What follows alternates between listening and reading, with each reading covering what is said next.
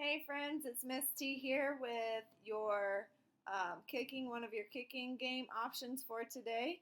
So this is soccer bowling, or you could call it kick bowling, whichever one you want. And I'm going to do the best I can with my computer here to show you what the setup is for this game and then how you can play.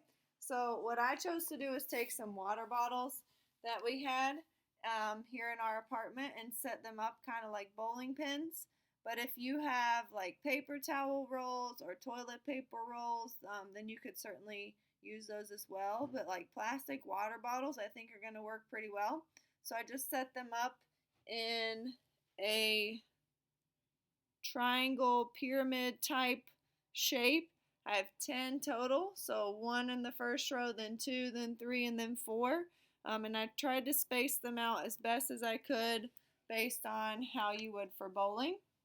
I also have a little mini soccer ball here, but if you don't have a little mini soccer ball or your parents don't want you kicking a soccer ball in your house, which is totally fine, you could use your sock ball that you made for our kicking laundry game earlier in the week. So I'm going to start off with my little mini soccer ball, and then we'll see if it's too destructive. Then I'll try with my sock ball. Okay, so whenever you're going to play this game, you want to make sure that you decide how far back your kicking line is going to be. I'm just going to go as far back as I can here in this room. It's not a very big room, so it shouldn't be too bad. But if you have a nice long room, then you could make it really challenging by going really far back. Also, you could challenge someone else to a little kicking bowling game or soccer bowling game by seeing who can knock over the most pins. You could do multiple rounds, like in real bowling, like 9 or 10 rounds, to see who is able to get the highest score. So I'm going to take my little mini soccer ball. I'm going to go back to my kicking line. I'm going to make sure that I still do my plant, swing, and push towards my bowling pins. I'm going to go plant, so I'm going to go plant, swing, push. Oh, I only knocked down 3 water bottles. So I'm going to take my second try to see if I can knock down the rest of my bottles. Plant, swing, push. All right, so let's see if you can look here.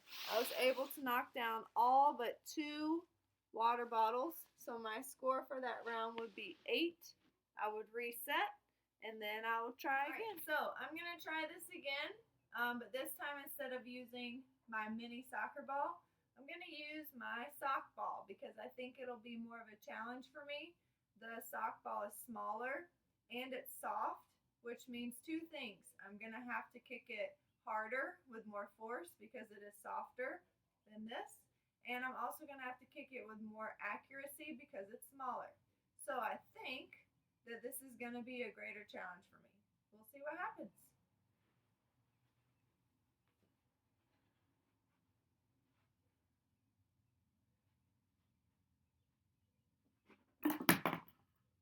All right, so I was able to knock down 3 pins.